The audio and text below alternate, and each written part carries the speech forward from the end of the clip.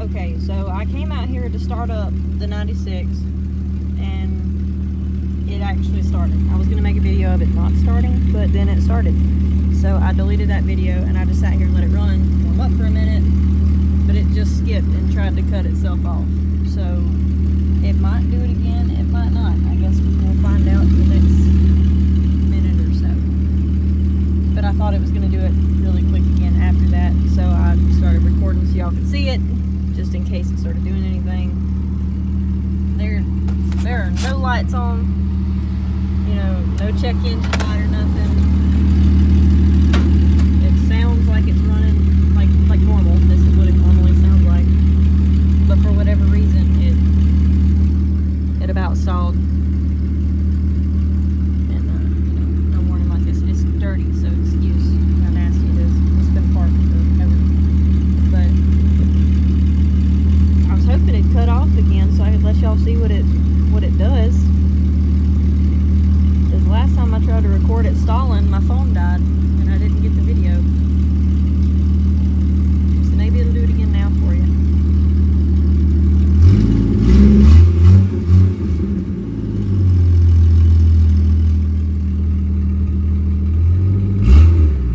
There it goes. And it just cuts itself off just like that. Oh, the hood's already popped. No wonder it wasn't letting me pull the thing. And usually when it stalls like this, I can come out here, open up the hood, and back here in this third plug on the computer, that has to be wiggled before it will start again. I know that sounds ridiculous, and that's why there's a bolt wedged on top of it. It's to help keep it running. But haha, here we go. It is misbehaving.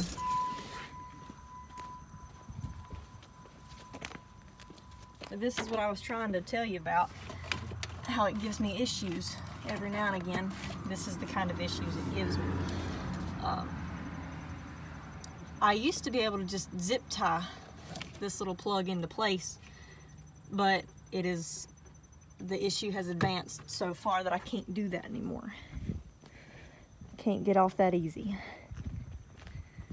So I have to wiggle that little U-bolt around until it starts.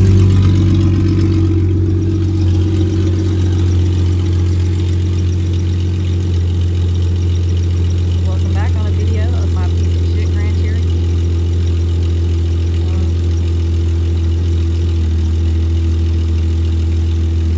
It's stalled. What can I say? These things, they all have issues. And mine's issue is cutting off. I was just really hoping to catch that on video for you guys. I sound crazy every time I tell somebody that it just cuts off on its own. You know, I have no control over it. It just does its own thing, and sometimes I can wiggle some wires and it'll cut right back on. People are like, really? I think you're just crazy. But then it'll run fine as soon as I tell somebody about it. Like, I've taken it to all kinds of mechanics and they're like, oh yeah, it ran fine when I drove it. You know, it's perfectly fine. We rerouted some things. You know, it's fine. You know, it's cut off for us. So I don't know what you're talking about. And even Jay didn't get to see the issue that it did for the longest time. Every time it's cut off, I'd take it straight to him. I'd be like, Jay, it just cut off on me.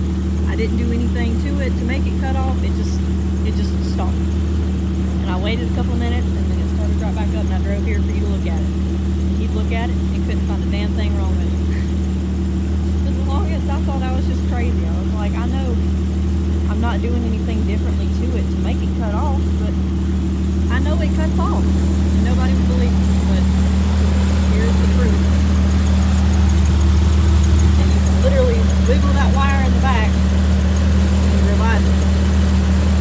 Because my car is retarded like that and doesn't know how to be a car.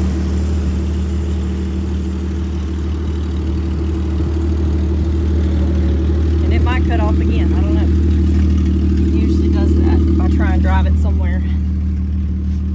You know, it might be hard to start and I'll get it started and then it'll cut off somewhere along the way, and difficult to get back on. And oh, there it goes.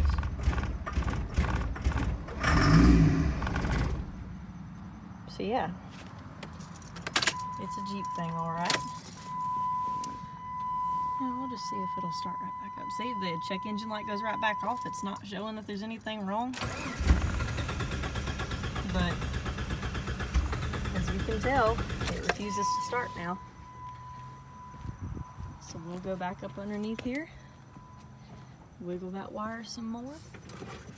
This little plug, we'll just wiggle the whole bolt around. How about that? Yeah, if you notice, the whole computer's like not bolted to the wall anymore. That's part of my solution to fix it.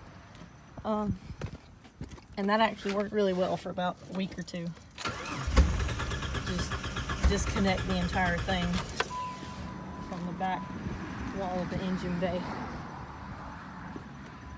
But every time it cuts off, doesn't matter where I am, I have to do this just about every freaking time.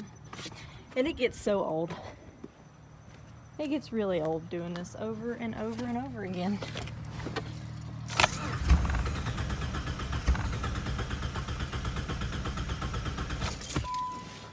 And sometimes you can pump the gas and it helps, and sometimes it doesn't help. And it's just different every single time. I don't know what its deal is. I mean, I do, but like, it's just so weird. It's the weirdest thing I have ever had to deal with a car.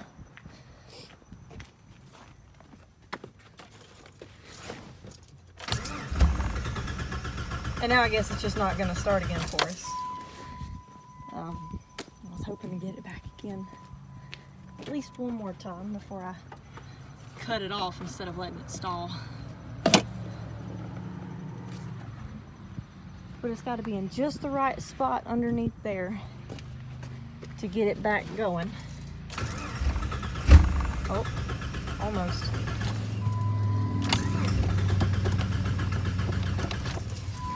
Not quite. Sorry for all this back and forth movement on the camera, but I'm trying to show y'all everything that I'm doing.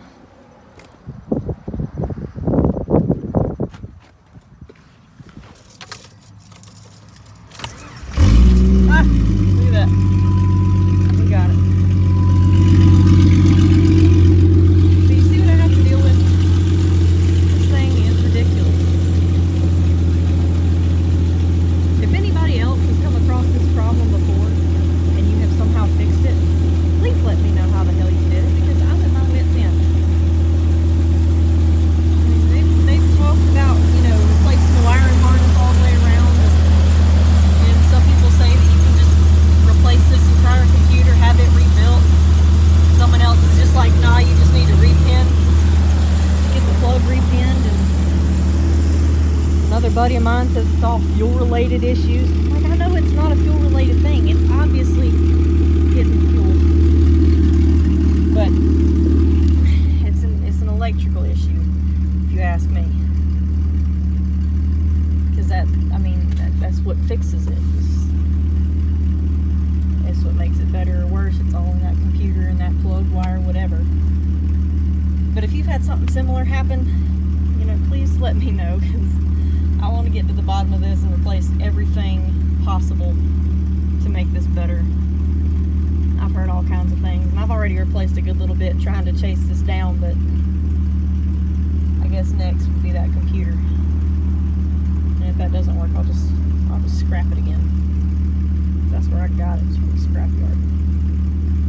It's just asking to die. But yeah, here's the problem that my Jeep has. Every Jeep has one. This one's mine. It stalls and then does not start. So.